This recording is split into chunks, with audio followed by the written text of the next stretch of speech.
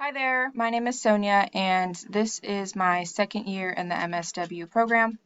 I have just completed my first year in the spring of this year, and I'm supposed to start my internship in August.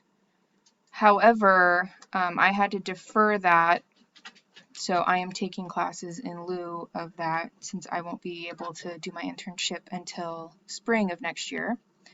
Um, I don't know exactly where I would like to begin my internship, just because I still have plenty of time to kind of think about it. I currently work as a substance use disorder counselor, and I know that within my agency we have different areas that we can internship at. I've talked to my supervisor about it, and he's kind of in the works of seeing where I could fit in. But again, that's not for a whole year from now, so I don't know exactly where I'm going to go with that yet. The thing that prompted me to take medical social work, like I said, I was given two choices since I had to defer my internship.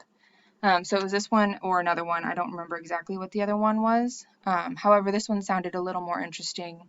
Also, just because my mom is an emergency room nurse.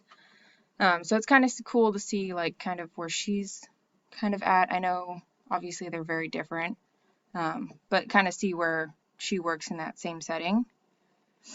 And then the takeaway that I hope to get from this class is just kind of seeing if it's something that interests me in the long run, because I don't know much about medical social work, but it could be interesting. So